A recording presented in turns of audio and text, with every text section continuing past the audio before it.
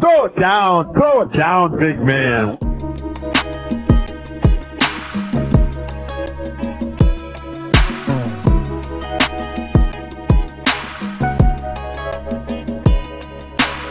Welcome everybody back to the Throw It Down Big Fella podcast. I am here with my co-host Darren. Darren, how you doing? Doing all right. How you doing, man? I am exhausted. I've had a hell of a day today, but we are here, you guys. We're in studio, so let's just get things started. In the words of the great Vince Lombardi, What the hell's going on out here? what the hell is going on with the Memphis Tigers? They have lost 4 games in a row. They lost to a food, Darren. They lost to rice. I mean, it's nasty work. What's going on? Stir fry. Stir fry. Rice lost to Harvard, and UC Irving. What's going on with the Memphis Tigers right now? They don't know who they are. They can't play together. The team that we saw early on before American Athletic Conference play, during that non-conference schedule, it seemed like they were just, the best team out there. Mm-hmm. Sweet 16 team, Elite 8 team. But I guess that was only because those teams that they beat, they weren't ready. They weren't gelling at the time, and it seems like as time went on and we got deeper into the season, those teams are doing better than what the Tigers are doing now. Mm-hmm. It's going. I just don't get. They had quality wins against Clemson, Virginia, Arkansas. They were all ranked at the time. Quality wins. Right. Now you're losing to South Florida, UAB, Rice. Rice only had one conference win prior to us, who were 16.5 point favorite. Only scored 22 points in one half. I'm not going to say I think it's way too soon to call for Penny Hardaway, but I'm just going to say if they don't make the tournament, he's definitely on the hot seat for next year. I'm not going to say for this year. For next year, he's on the hot seat. Do you agree with that assessment? I agree with that, and it's also the fact that you've needed 2 buzzer-beating shots against Tulane, and I can't remember the other game. It was Tulsa. Was it Tulsa? Tulane. It was Tulane and I believe. Yeah, you're right. I believe it was Tulane and Tulsa. Mm-hmm. And then also you took to overtime against San Antonio. University of San Antonio. Yeah. Like, this team is not. They're not focused. They're not focused. They've lost lack of focus. Especially, I think it's more when they're locked into the Clemson and Virginias and like big time opponents like that. Probably FAU. They got to play FAU twice coming up. Mm-hmm. They're gonna probably be locked into that game. But the other games, like the Rice game, the UAB game, the games you're supposed to, I'm not going to say cakewalk, but you're supposed to, you show the inferior, you're a top 10, you're a top 10 team, top 10. When are you going to flex your muscle and be like, we're a top 10 team? They have not played that. They're playing lower to their competition. And so I think it's 10 more games left to go. Plenty of time to catch up and all, but it shouldn't have been to this point. It should be, we can get 1 or 2. That's excusable. But for 4 straight, it's unexcusable. They need to fix it fast and fix it in a timely manner for the tournament. They got to win the conference tournament now. Would you agree? It can't be. Just due to the type of losses they've taken, they're going to have to win the tournament. They could. I mean, it could be a chance. They could be one of those bubble teams and stuff. Right. But don't even want to put it out there. Just the last several games that they put out there. That's NIT. Yeah, NIT bound. That's NIT bound right I think the only thing that's saving them is so many upsets in college basketball. It's not really a dominant. I think UConn might be like the only one that's got like 2 losses. Everybody else has 3 losses, 4 losses, 5 losses. Like, I think that's what's saving Memphis from probably getting in the tournament, maybe 11 or 12 seed. Yeah. But I think they'll probably get like a 12 or 13 seed. But that's what's they're saving grace. There's too many parity going on in the tournament. But I hope Memphis Tigers, they pick it up just in time for the tournament. Let's talk about the NBA, these scoring performances. When we last spoke, when we came together Thursday, Friday, day after Friday, Luka scored 73. Mm-hmm. The Monday before, Joel Embiid scored 70. Mm-hmm. why it's just so many top scorers in the league. Like, why is this good for the league, or is it, I mean, the league is a scoring league now. I mean, not too much defense has been played. I mean, I remember there was this one day of the week whenever we had how many games go like above 130? 130. Yeah. Indiana's going 150. They gotta go In 150. one night, like multiple games were going 120, 130, pushing 140. Right. And so that's just today's NBA, and some of those players can actually give you a 30 piece, a 40 piece, a 50 piece. Maybe they get you a 60 piece. And a loss.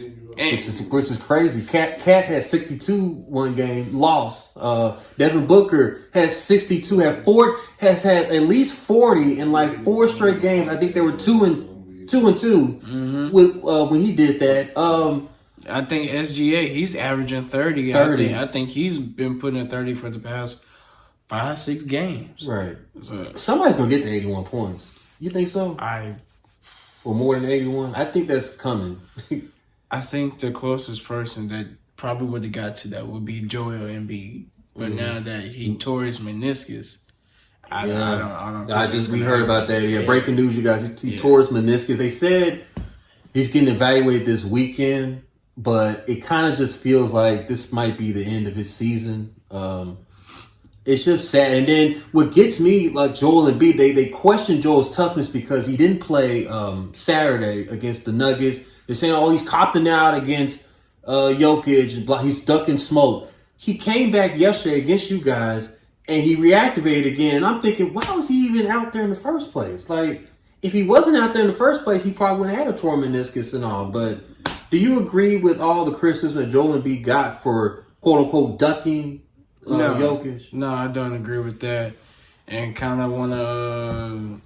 it's kind of what Draymond was talking about, what a lot of other NBA players and media analysts are talking about, and it's due to that new CBA rule, where if you want these postseason accolades, you want to make your All-NBA, you want to make, the All-Stars and stuff like that, you got to play 65 games. Yeah, which I think was so stupid. I feel like it should have been 50 or maybe 40, like between 42 and 50 would have been fair, like half the season. At least you play it. To put 65, I thought that was a risk. And now, like you say, he can miss four more games. I think there's a lot of players that just find skating that thin line. Because I think Tyrese, he's on that borderline too. Yeah.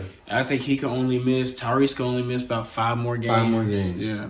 It's just crazy. I hope Joel Embiid comes back strong. This is just another blow to him, the Sixers, their championship chances to win. It's really sad. We're gonna get to the All-Star reserves. They were announced a few minutes ago. We're gonna get to that later on. Let's get to NFL right quick. Conference championship weekend. It went down the books. The Ravens did not go. Unfortunately, the Chiefs are there. Patrick Mahomes, man. I'm running out of adjectives to talk about Patrick Mahomes. I'm running out. He's just. I can't say goated because me and my friend. I can't say goat. He's the goat. But I'm just gonna say he's just the best player in the league. I know Lamar got the MVP. I get all that, but anything else like. Are you surprised that the Chiefs beat the Ravens? Nah.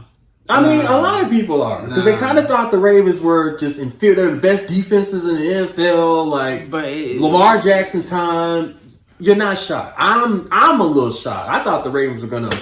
I would have put my money on Baltimore to win. But am I shocked that Patrick Mahomes and the Chiefs made it to another Super Bowl? No, that's like being shocked that LeBron James is not in the NBA Finals. Right. It's just like, come on. It happens, but I get your point. I get your point. You just can't bet against Patrick Mahomes. Lamar, he unraveled. And it was like second half was there for the taking. He wanted to throw. He threw in a triple coverage and interception. Like, Lamar, you need to run. Like, there's nobody even, and you keep showing replays, nobody was open. Odell wasn't open. Zay Flowers fumbled at the 2-yard line. Zay Like, Flowers just, fumbled, yeah. And then you got a unnecessary, interference, like just being stupid, being a rookie. I'm not gonna say just being a rookie. Rookies do this emotional game. It's kids versus veterans. That's the theme of the conference championship. Kids versus veterans. Like, kids were the Detroit Lions and Baltimore Ravens. The veterans were the Kansas City Chiefs and San Francisco 49ers because they've been there, done that. Like, to Detroit, San Francisco. Detroit was up 24-10, and Dan Campbell, kid, not really a rookie coach, but he hasn't been here like Kyle Shanahan has. Right. Instead of kicking a field goal to go up 27-10, he went for it. They didn't get it, and then the wheels just came apart in the second half. What are your thoughts? Should he have gone for the field goal on that? Of course, he should have gone for the field goal. He knows he should have went for the field goal. But that's his DNA. He's been doing that all year. At the time, that's just his MO. So you can't really fault him for it. The Gibbs fumble too. They're gonna say, "Oh, Gibbs fumbled too," but his aggressiveness I feel like cost him the game. I mean, just go up 27-10. It would probably been a tie game if he would have done that, and let's see what happens. But they were rolling, and now they're out. But I feel like Detroit got a bright future coming ahead. We're going to get into the Super Bowl next week, more in depth about the Super Bowl because we got a week left, and trust me, nobody's watching the Pro Bowl. So I don't. Do you plan on watching the Pro Bowl? Nah, I'll probably watch the highlights on YouTube. I ain't about to watch that mess. So we'll get into that. Quick NFL news, right quick. My Eagles, we picked up Kellen Moore as our offensive coordinator. Look, it's better than what we had before. I think. Look, I think it's an improvement. It's time will tell. We got Vic Fangio. He's the defense coordinator. The Washington Commanders has Dan Quinn as their new head coach. What are your thoughts on that? Shocked? If I'm Bill Belichick, I would feel so disrespected right now. It's the meme of Will Smith in the house by himself. Right. When I saw that, I was like, wow. So I'm like, Bill's really about to be unemployed. The Seahawks picked up the youngest coach in NFL history, the Ravens defensive coordinator, McDonald. The youngest coach. They passed on getting Bill Belichick. And now they got the youngest coach. But I mean, Bill probably wanted that control, and they were just like, "I'm sorry, Bill." It'd be different if he was providing the results after Tom left, but that didn't happen. It did not happen. So why would we give you control over this when you didn't do crap with the control post Brady? So no, it didn't happen. So Bill Belichick, this is going to be crazy. A year of no Bill. Mike Vrabel didn't get a job. That's not surprising. He's going to get a defensive coordinator. That's not. Yeah, he'll get a coordinator job, but not a head coach job. No. Sorry, Mike Vrabel. All right, let's get to wrestling. Wrestling, the Royal Rumble. We were right on the first the matches before the men's and the women's. Well, I take that back. You were right on the men's side, men's Royal Rumble. Of course, Roman Reigns and Logan Paul defended the championships. The women's Royal Rumble, you had. Who was in your final? It was who'd you have winning? I mean, I had Nia winning, and then my dark horse was Jay. Your dark horse knocked out who you thought would be winner. Exactly. That's crazy. Exactly. My winner was Becky Lynch. I think she made it to the final 5, 6. She was in I believe so. 5. Something like that. So she didn't do it. But Bayley is the winner of the women's Royal Rumble. Your reaction to Bayley winning? Happy for her. Feel bad for Sasha. Now, Mercedes Moné, because out of the 4 horsewomen, she's now the one that hasn't won the Royal Rumble. Charlotte has won, Becky has won, and now Bayley has won. So hopefully, if she ever comes back, hopefully she can get one. It was cool to see Naomi come back. Yeah. Interesting. Not sure if she's. I think it was just a one-off. Is it just a one-off? I don't know, because I thought she was coming back until I saw Jordan Grace show up with the TNA championship, and I was just like, I was like, Vince would never. and people would be like, oh, it already happened with Mickie James. Mickie James was already an employee. She already had a paper file. That doesn't count. Right.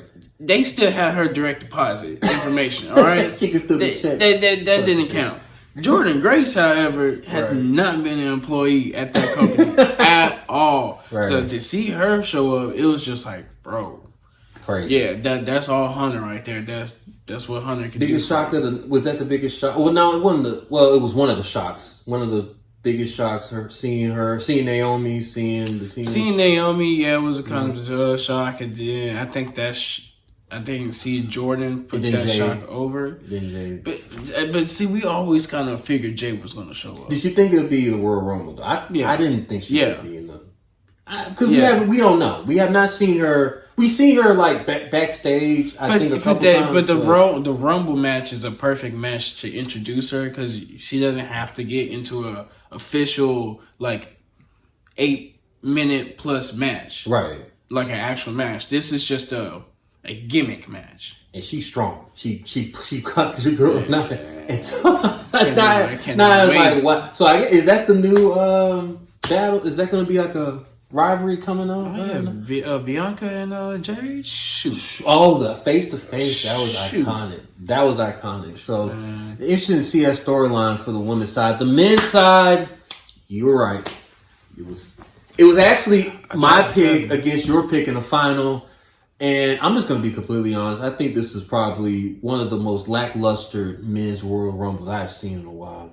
It was kind of predictable. It was kind of, it's CM Punk and Cody Rhodes. I mean, no Rock, no Brock Lesnar, which was shocking to me. Not really, because it was shocking, no Brock. What happened with all the allegations going on and stuff. Brock is part of it? Yeah, Brock's name got pulled up into sorry. Breaking news. I didn't know Brock was part of the Vince McMahon's trafficking. Brock's name kind of got looped up in there, so they were just like, just to make sure. Did you see some of the dialogue? What was said? What Vince said to that employee, ex-employee? Man, I haven't seen. I think that at another later time we need. There's a lot of editing, like a lot of stuff Vince said is just wild, like out of control. We have time in the future, but I'm just saying, look up, go to Google, go to Reddit. If you look up Vince McMahon's subtitle that he said to that employee that's suing him and all for this trafficking abuse is out of control. Vince, you are a wild boy. Wild. But this year's Men Royal Rumble was just not appealing. Like, it wasn't like, I don't know. It wasn't what I thought it would be, but your boy won. Do you think now Cody he's going after Roman? Is that? It's hard to say. Originally CM Punk's out. For a while, It's hard to say because Seth's probably going to have to take some time off because he has an injury too going on. But with that being said, that could lead to Cody facing off to Seth. That way, after WrestleMania, Seth can go off TV, get the surgery done, recover, just come back that way. And Cody just hangs on to the World Heavyweight Championship belt. But, I mean, the option is there for Cody to go against Roman. So, I don't know. It just depends on how they want to ride that out. Right. But I think Bayley's going to go after... Yaka, her partner, right? Did she make her decision on SmackDown? I think she was supposed to. I don't know. Actually, no. Well, that'll be tomorrow. We'll see. We didn't see. I didn't know. We'll see because she said on Raw that she was going to make her decision on SmackDown tomorrow. So we'll see. We'll see. That thing goes. But overall, I give it out of 10. I probably give it 7. I just wish the men was just a little bit more edgier. I'm expecting a surprise. I'm so caught up in you want a surprise to just pop up like Kevin Nash or a Scott Hall, like somebody Hornswoggle. I know it's a gimmick and all that, but I'm used to that. We didn't get that from the men's side. We got it from the women a little bit, but we didn't get that flare up. That's where the paychecks went. They spent too much money bringing in Naomi. Pat McAfee got in there for like a minute 30. Like, what was that? If that. That was just. But I think the Royal Rumble did a good job. They did a good job. It was a decent show. All right, let's get to our favorite segment. Ours and your favorite segment. Fair or foul. I'm going to throw in some topics. Pop culture, rap, all that. And we're going to decide if it's fair or foul. So, the biggest rap beat that's going on right now is Nicki Minaj and Megan Thee Stallion. I mean, this is going back and forth. So Nicki came out with a track, Bigfoot, while Megan before had a track called Hiss. It's entertaining to say the least. So the overall rap battle, Nicki and Megan, is it fair or foul? I mean, it's a rap diss. It's diss tracks going back and forth, and they just, that's just how the rap game goes. That's just how the rap world works. It's all fun and games at the end of the day. People are mad that Nicki is calling out Megan, and her deceased mother, right? Mm-hmm. So I get that you don't want to cross certain lines and stuff, right? But then again, it's rap. I get it, but shoot, people in the early 2000s and late 90s, whenever all those other diss tracks were coming out and stuff, they were just saying all's fair. It went left. It went foul. It went shootings. It went to violence. Like 3 6 Mafia and Bone Thugs Harmony, which I didn't know they had a beef until Versus. I was like, oh, this is deep. These two don't really like each other. T.I. Lil Flip. We can go on and on. Tupac and Biggie, of course, sadly. But as fair, just keep it in the pen and pad. Don't get it out on the streets, you know. Right. I think it's fair. I'm excited to see how this goes moving forward for the rest of the year. So I'm gonna say it's fair. Mos Def and Drake. So Mos Def basically called Drake a pop star. He said he makes shopping music. Drake does Target music. Mos Def is crazy. So I respect Mos Def, but I'm just gonna say it's foul. Mos. It's foul. That Drake is hip hop. Okay, he may not be your hip hop to your liking. I understand that. It's different era. Most I get it. Drake is hip hop. Drake is one of the best selling hip hop makers of all time. He's just there. I know people don't like it. People don't want to hear it. But he is hip hop. And Mos Def, you crossed the line. It's foul. I'm sorry, Mos. You crossed the line. Why can't it be both? I mean, don't we got like pop rock, and then we have like pop country? But we know Drake is hip hop. No, Drake is pop hip hop. He can't be pop hip hop. I've never heard of pop hip hop. Well, that's what Drake is. He made a new genre. As soon as he came out with, he's hip hop. He's just not hip hop that people like. He's hip hop. He's hip hop. Damn, he's hip hop. Like, he's just not your hip hop that you like. You want J. Cole. You like J. Cole. You like Kendrick.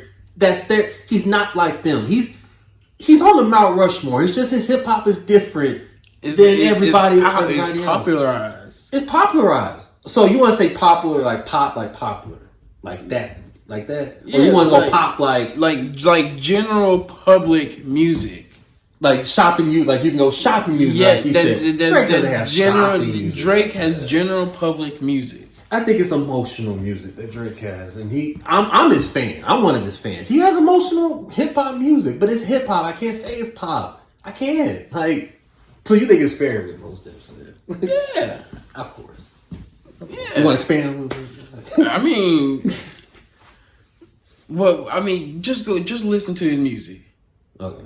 Just listen to his music compared to what it was before and to what it is now. Okay. There's a change. Okay. I hear there's a change. Yes. Did he not change? Was there not an evolution to his music game? Not an evolution like Jay-Z though. But see, and that's another thing. Jay-Z used to be hardcore, but he toned it down. Jay-Z. I mean, not to the point where Drake has toned it down. Yeah, I mean, but Drake is just we Scorpions got a couple. I know how we get down. It's just this different type of hip hop, Darren. It's just Like that It's song. wrong. I got. What's that song? They go. How long? No. It's a shopping music. You sounded so shopping music. Okay. Yeah. Whatever. Right. You know what we're going? Summer top 50 MCs of all time. We'll settle that then and there. But most you wrong. He even apologized for saying he had to because he knew Drake fans were coming at his head and neck. But he needed to didn't apologize for that. He didn't go back on it though. He apologized for saying what He said. apologized for saying it, but he ain't take it back though. But he said enough. He ain't take it back though. Well, Drake's gonna have something to say about it. Trust me. You know how you get down. You know how Drake get down. Mick Mills, when he did to Mick Mills, we know how he get down. We know how he gets down. To be continued. Shannon Sharp, our favorite unk, our favorite guy, said that Taylor Swift moves the needle more than Beyonce, and she is this generation's Michael Jackson. Fair or foul for Shannon Sharp to say that? This generation's Michael Jackson is probably taking Way too far. like a little bit too far. Way too You far. can bring it back some, but does she move the needle more than Beyonce? Yes. No. No. Yes. No. Oh, okay. So explain, please. The numbers in itself, the numbers. I mean, Oh, God. Shannon. I mean, you saw it. Shannon ran through the numbers. No. How? Name. Okay. I Name don't- 3 Taylor Swift songs.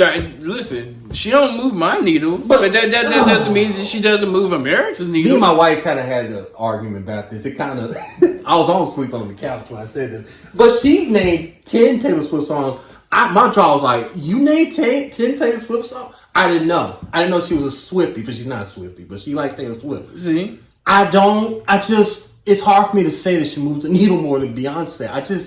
I find it, I grew up with Beyonce, grew up with Destiny's Child, grew up with today's Beyonce. Like, I'm not even a Beyonce fan. Like, I'm not. But over Taylor Swift, it's just, what if the numbers are there though? That's what all I if gotta Beyonce say. was not married to Jay-Z, she was married to Kevin Durant? I mean, she was dating Kevin Durant. Is it because Taylor Swift is with Travis Kelce that her popularity is going up even more? Or is it... No. It was like this before Travis. Yeah. Did you not see how much money that her tour came in? I think it helped out her and Travis, but... No, she was on tour before she even dated Travis. Before they even went public, she was already on tour. To say that she moves even more Beyonce is... I guess. But I think it's foul shit. And then the fact that you feel like, see, you saying that her dating a football player made more people come see her. So that would mean football enthusiasts, because Swifties were already going. So the type of demographic that you're pulling in now would be the football demographic. Football demographic is not going to Taylor Swift concerts. It's the other way around now. They're going around to... The Swifties are coming to the NFL. Yeah. And the NFL is like, okay, yeah, y'all keep coming. Keep it coming. Y'all keep it coming. Is it oh my God. That's just... Taylor Swift, I like Taylor Swift, but man, that's a bold. That's bold. Like, that's bold. The numbers are there. Generational Michael Jackson, that's bold. The Eras Tour is the only tour over in Beyonce in the history of all concerts, festivals, and anything to make $1 billion. What do you guys think? Leave a comment on our. Hey, do you think the only tour moves the needle? Do you think Taylor $1 billion moves the needle over Beyonce? We'll let it digest. We'll let it digest from there. Drea Michelle, who people don't know is a Basketball Wives. She was on Basketball Wives, where I know. She's 39 years old. She's dating Jalen Green, a Houston Rockets star, who's 21. Her son is 21. Now, allegedly, she's pregnant by Jalen Green. Fair or foul? Is Drea a predator? I'll put it this way: the way Joe Budden put it.